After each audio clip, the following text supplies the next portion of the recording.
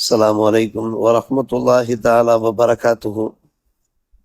بسم الله الرحمن الرحيم. وعن عثمان بن عفان رضي الله عنه أنه قال رسول الله صلى الله عليه وسلم: من تولى فأحسن الوضوء خرجت خطاياه من جسده حتى تخرج من تحت أظفاره. رواه مسلم. உஸ்மான் பின் அஃபான் ரலியல்லாஹு அன்ஹு அவர்கள் ஹதீஸ் அறிவிப்பு செய்கிறார்கள். நபிகள் நாயகம் ஸல்லல்லாஹு அலைஹி வஸல்லம் அவர்கள் நவின்றார்கள், ஒருவர் ஒலு செய்கிற போது நல்ல முறையிலே ஒலு செய்து அவர் அதை நிறைவு செய்தார் என்றால் அவர் உடம்பிலிருந்து அவர் செய்த எல்லா பாவங்களும் வெளியேறி விடுகின்றன, அவருடைய நிகக்கண்கள் வாயிலாக வெளியேறி விடுகின்றன என்று நபிகள் நாயகம் ஸல்லல்லாஹு அலைஹி வஸல்லம் அவர்கள் நவின்றார்கள். ஒலு செய்கிறோமே, அது ஒரு சடங்குக்காக சம்பிரதாயத்திற்காக நாம் செய்யவில்லை. அதில் பல்வேறுபட்ட நன்மைகள் பரக்கத்துகள் இருக்கின்றன. அதில் முக்கியமாக நம்முடைய பாவங்கள் வெளியேறி விடுகின்றன, நம்முடைய பாவங்கள் மன்னிக்கப்படுகின்றன, அழிக்கப்படுகின்றன.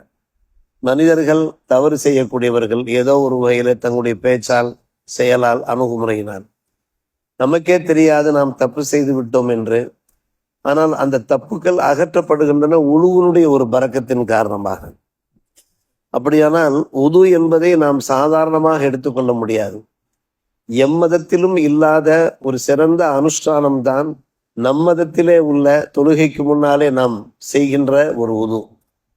உது இல்லாமல் தொழுகை நிறைவேறாது. தொழுகையினுடைய ஒரு முக்கியமான ஷரத்தாக வெளிஃபரலாக உது இருக்கிறது என்பதை நாம் தெரிந்து வைத்திருக்கிறோம். ஆனால் அந்த உது மூலமாக எத்தனையோ நன்மைகள் விளைவதை முஸ்லிம்கள் மட்டும் கண்டுபிடிக்கவில்லை, முஸ்லிம்கள் அல்லாதோரும் கூட அதை வரவேற்கிறார். எந்த உறுப்புகள் வெளிப்படையாக தெரிகிறதோ அந்த உறுப்புகள் எல்லாம் சுத்தப்படுத்தப்பட்டு விடுகிறது. அதன் மூலமாக உடல் ஆரோக்கியம், உடல் நலம் பாதுகாக்கப்படுகிறது என்பதை கொரோனா காலம் தொடுத்து மாற்று மத சமுதாயத்தை சார்ந்த சகோதரர்களும் கூட இந்த உண்மையை ஒப்புக்கொள்கிறார்கள். எனவேதான் நாம் அதை ஒரு சடங்காக எடுத்துக்கொள்ள முடியவில்லை. பெருமானார் ரசூலே கரீம் ஸல்லல்லாஹு அலைஹி அவர்கள் ஒரு முறை மக்பராவுக்கு வந்தார்கள் ஜியாரத்து செய்ய. அஸ்ஸலாமு அலைக்கும் தார கௌமின் முஃமினீன் வ இன்னா இன்ஷா அல்லாஹு பிக்கும் லாஹிக்கும் என்று அந்த மக்பரா வாசிகளை பார்த்து, குபூர் வாசிகளை பார்த்து சலாம் உரைத்த பெருமானார் ரசூலே கரீம் ஸல்லல்லாஹு அலைஹி வஸல்லம் அவர்கள் சஹாபாக்கள் சூழ இருக்க ஒரு வார்த்தையை சேர்த்து சொன்னார்கள். பதித்து அண்ணா கதர் ஐனா இஹ்வானனா என்று சொன்னார்கள்.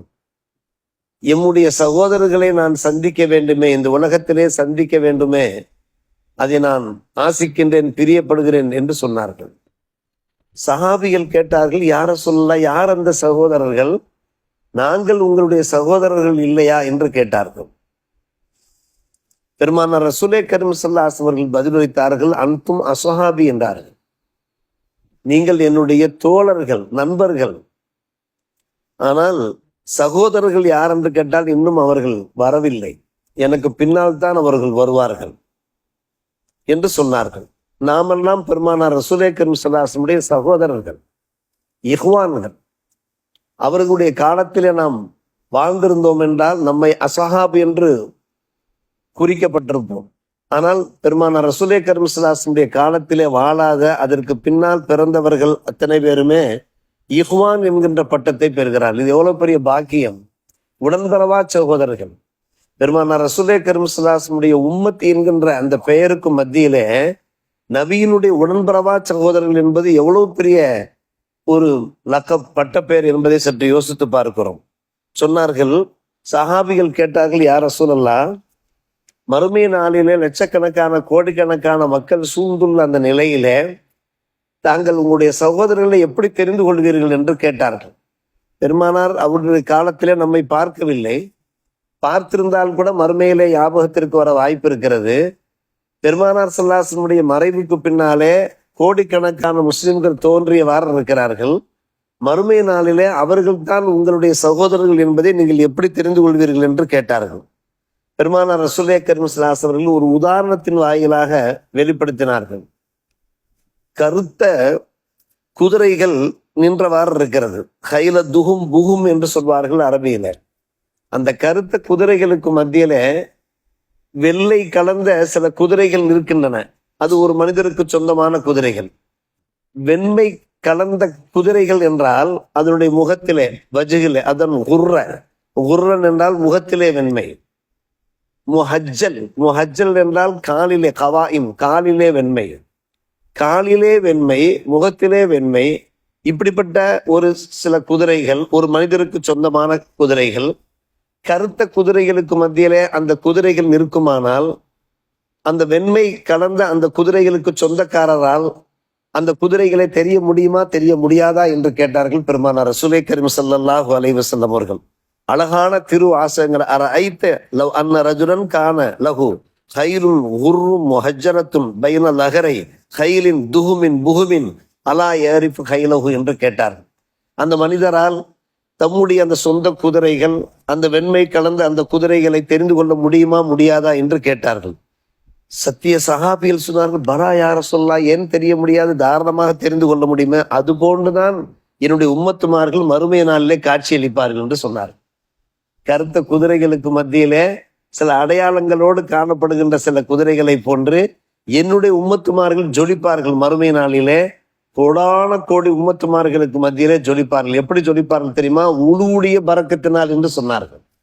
நாம் எந்த அளவுக்கு ஒளி செய்கின்றோமோ அந்த அங்க சுத்தம் என்று கூறுகிறோமா இல்லையா தொழுகைக்கு முன்னாலே, அந்த உது அது ஒரு சடங்கல்ல, அது ஒரு சம்பிரதாயம் அல்ல, அது ஒரு பொழுதுபோக்கல்ல, அது ஒரு வீண் செயல் அல்ல.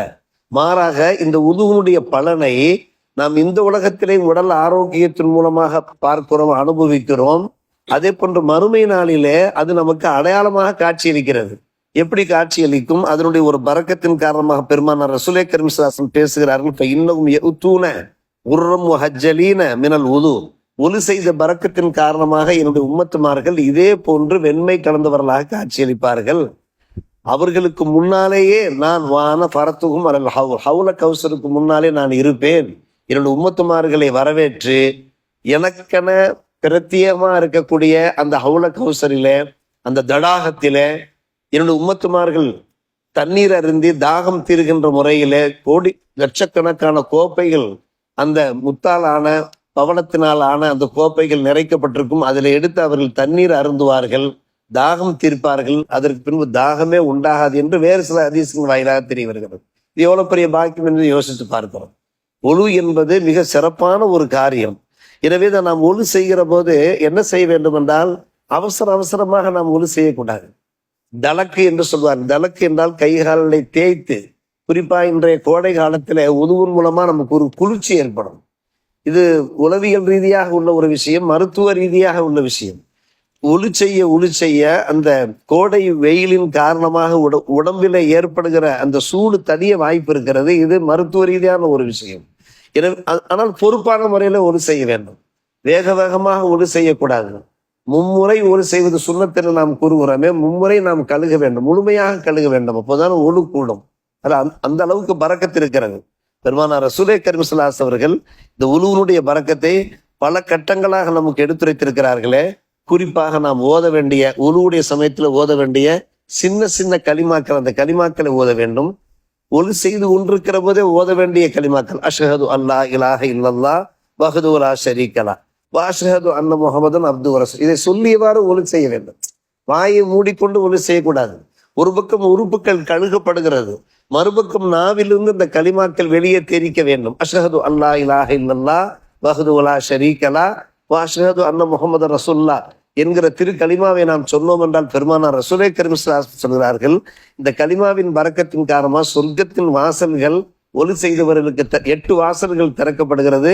சமானியா, அந்த 8 வாசல்களில் எந்த வாசலில் வேண்டுமானாலும் ஒலி செய்து தொழுகை நிறைவேற்றியவர்கள் சொர்க்கத்துக்குள் பிரவேசிக்கலாம் என்று சொல்லுகிற ஹதீஸ் துர்மதியிலே முஸ்லிம் ஷரீஃபிலே பதிவு செய்யப்பட்டிருக்கிறது. அன்பான பெருமக்களே, அதே போன்றுதான் ஒலி செய்து நிறைவு செய்த கையோடு அல்லாஹும்ம ஜஅல்னி மினத் தவ்வாபின் வஜஅல்னி மினல் முத்தத்ஹிரீன் வஜஅல்னி மின் இபாதிக ஸாலிஹீன் என்கிற துஆ ஓத வேண்டும்.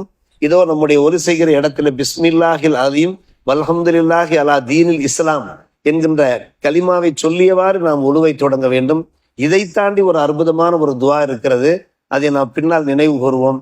ஆக ஒலுவின் மூலமாக நமக்கு நிறைந்த நன்மைகளும் பரக்கத்தும் இருக்கிறது. அதை அடைந்து கொள்கிற பாக்கியத்தை நமக்கும் நம் சந்ததிகளுக்கும் அல்லாஹ் தந்தர் புரிவானாக. வாஹிர் தாவானா அல்ஹம்துலில்லாஹி ரப்பில் ஆலமீன்.